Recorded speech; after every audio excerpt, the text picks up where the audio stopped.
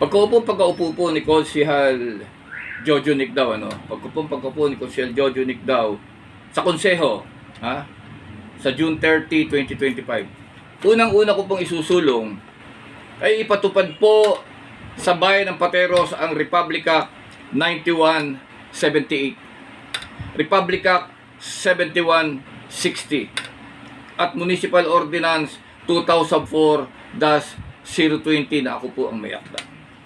At kung kukulangin po yan, ay magsusulong po ako ng isang ordinansa.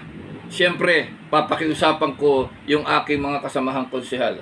Ano po yung aking isusulong pag-upo ni Jojo Nicdao sa konseho? Dapat po wala ng business permit ang lahat ng maliliit na sari-sari store at karinderya. Yan ho ay mga community businesses. Community businesses na nakakatulong ho sa pang-araw-araw na kinabubuhay ng ating mga kababayan. Isusulong ko po na ipatupad sa bayan ng Pateros itong mga batas na ito. At kung kukulangin ay ordinansa, ang mga maliliit pong karinderya at ang mga maliliit pong tindahan, maliliit na sari-sari store, ay wala na hong business permit, wala na hong BIR, wala na hong DTI. Isipin nyo sa hirap mangmang yung ating matatanda, kukuha ng DTI, BIR. Tignan nyo. May monthly report ng financial report, may quarterly, may sinasabi ho ng mga binanggit kong batas. Na hindi na kailangan, yung mga maliliit na businesses, ay hindi na kailangan ang business permit. Isusulong po ni Jojo Nicdao yan.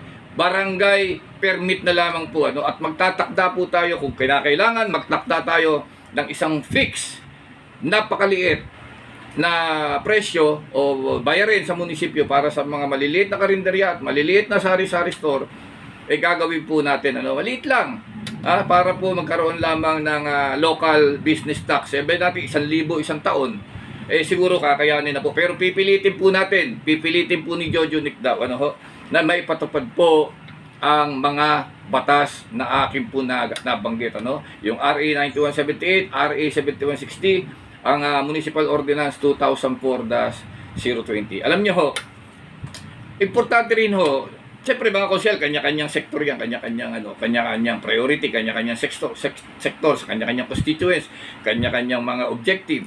Siyempre, ako ho ay batang urban poor, batang toda. Wala tayong may bigay na negosyo sa ating mahihirap sa Pateros. Papahirapan pa natin magbayad. Wala tayong pabrika, wala tayong commercial area, wala tayong mga business establishment, wala tayong mga malalaking mga pabrika at malalaking industrial ang may bibigay lang natin trabaho ay ang sila yung makapagtinda. May makain ho sila sa isang araw, baon ng mga anak.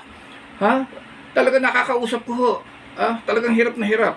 Kaya po yan po number 1 po natin isusulong, na yung bayan po ng Pateros, ang ating maliit na, at saka hindi ho, may mga nasundan ako ng mga bayan-bayan, pinatutupad na ho yan, yung mga maliliit na karinderya at maliliit na sari-sari store, wala na hong business permit, susulong po ni Jojo Nicdao yan. Yan po ang kagandahan ng mayroon tayong konsehal na nag-aral po ng abogasya, nakatapos ng abogasya.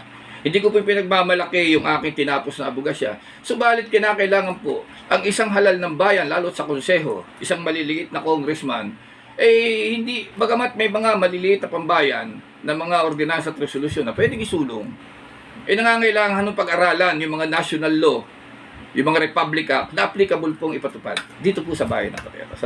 Muli po, ito po ang inyong konsehal Jojo Nicdao, laging kasama, laging kaibigan, number 18 po sa balota. Sabi nga ng ating mga kababayan, pinapanik ko sa mga bahay-bahay, kinakatok ko, pagbukas ng pinto, kailangan pa bang i-memorize yan?